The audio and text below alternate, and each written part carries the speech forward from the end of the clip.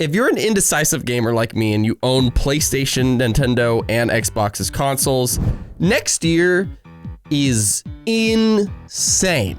Like, so crazy that it almost makes myself and others maybe think about selling one of their consoles so they don't have to deal with the decision making that is 2023 in the world of games.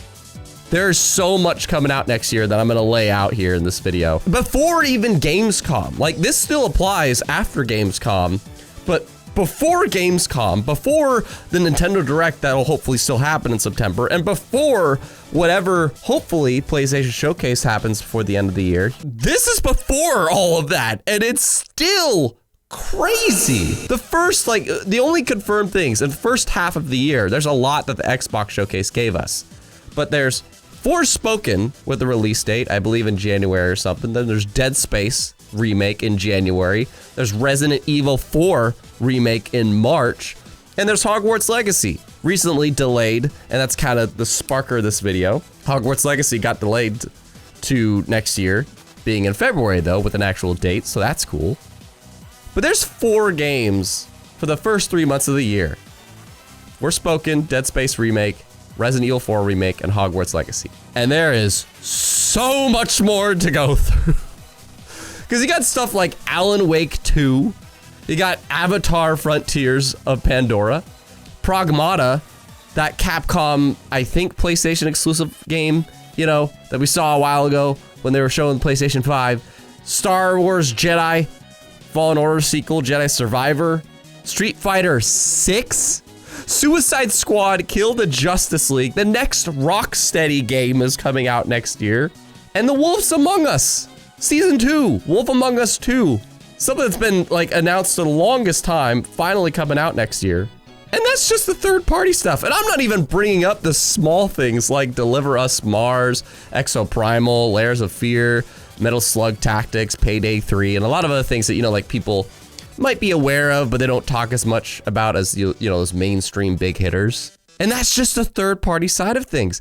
There's so much happening next year, and it makes me wonder if having a primary console is the best decision to tackle it. Is having a primary console, maybe even just having one console, the most balanced way to be a gamer these days? Because there is the gaming industry just keeps growing. It just keeps growing and growing and growing. It is successful. It is amazing. It's my favorite pastime, as well as probably yours. But as it keeps growing, a lot more games keep coming. And because of that, it almost makes you feel like, and especially with these subscription services, you know, like this is a month I am currently, as I'm recording this, I'm trying out PlayStation Plus Extra, and that's how I played Stray. I'm playing God of War that way.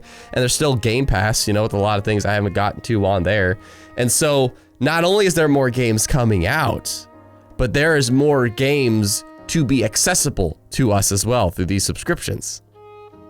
And it's kind of making me want to beg the question, is the best way to approach these to eliminate everything else and just pick like 5 to 10 games a year that you have to play? Or maybe just one game every month that you're choosing? Or do you narrow it down to one console? Because this wasn't as much of an issue, I think, for some when they didn't have multiple consoles and when they just had Xbox, when they just had PlayStation, when they just had Nintendo. Speaking of the big three, what's going on with them?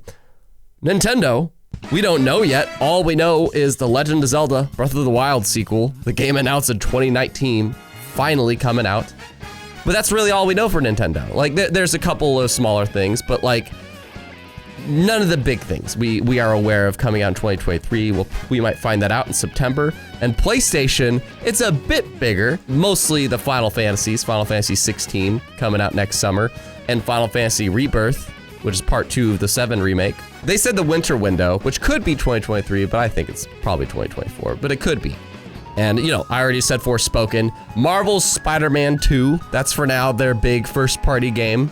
And then you got Xbox with this, like, long list of shit. Diablo 4 is not exclusive, nor is Wolong Fallen Dynasty. And Wolong Fallen Dynasty, that's the next game from the people that made the Nioh games.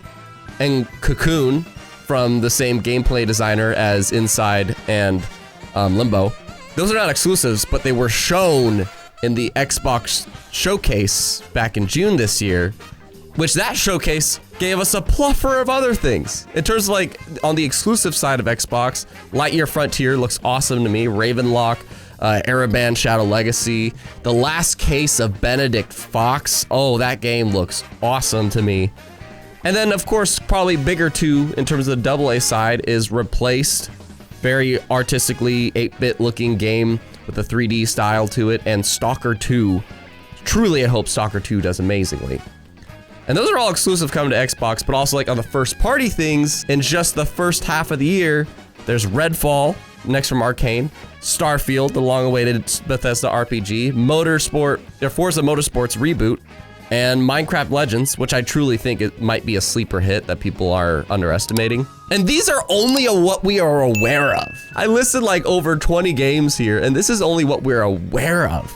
And if anything gets pushed into 2023, I feel like that's a jam-packed year that they all have to fight and find a spot that they can stand out. This industry is not stopping. And it's a very overwhelming time to be a gamer if you are on multiple platforms.